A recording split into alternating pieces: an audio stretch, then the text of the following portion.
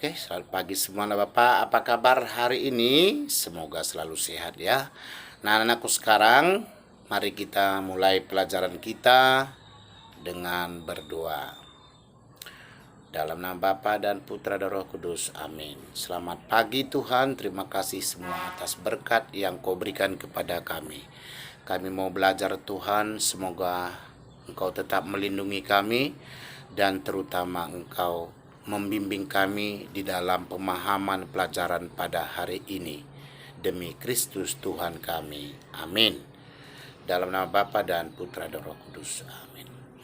Nah, halaman 78 bukumu, tema kita pada hari ini tentang menghormati hidup. Ya, menghormati hidup. Seringkali kita gampang mengatakan, hei, mencuri berdosa, ya, berbohong berdosa.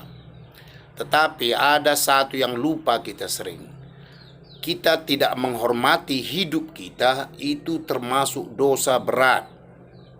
Kalau kita tidak menghargai pemberian Tuhan, tubuh kita yang sudah dilahirkan, diberi kesempatan hidup ini, itu termasuk bagian dari melawan rahmat Tuhan yang susah diampuni, seperti melawan Roh Kudus. Nah, sekarang kita coba lihat di halaman 79 tentang Bunda Teresa. Bunda Teresa atau Ibu Teresa atau Suster Teresa yang berasal dari negara Albania, yang bekerja di India, tepatnya di Kalkuta. Suster Teresa ini adalah seorang biarawati Katolik yang bekerja demi kemanusiaan, menyelamatkan orang, membantu orang-orang miskin di bawah dari orang miskin. Nah, setiap harinya Suster Teresa ini selalu hanya mengandalkan Tuhan, dan dia bilang, saya selalu mau melihat bahwa semua manusia itu adalah anak Tuhan, sama dengan dirinya. Nah, ada pengalaman tidak seperti yang di dalam buku ini, nanti kamu boleh baca sendiri ya. Ada pengalaman yang sangat luar biasa. Seperti kebiasaan Suster Teresa, pada pagi hari dia itu pergi ke tempat kumuh, ke tempat pembuangan sampah, karena di sana itu banyak manusia-manusia yang sulit kali mendapatkan makanan. Sehingga suatu ketika dia mengais sampah di situ, ada dia lihat sampah itu bergerak, lalu dia kais, ternyata ada sosok manusia yang hampir mati. Orang-orang sekitar menyebut dia itu sebagai manusia sampah, karena hidupnya itu makan dari pembuangan sampah, ya mungkin bangkai, entah bangkai tikus, entah apapun namanya itu mereka santap. Nah, tapi ketika Suster Teresa melihat, dia merangkul, dia membersihkan, mengobati, dan membawanya ke tempat penampungan di mana Suster Teresa berada. Dan dia mandikan, dia bersihkan, dan dikasih obat. Tapi sayang 1000 sayang, manusia tersebut meninggal dunia. Sebelum dia meninggal,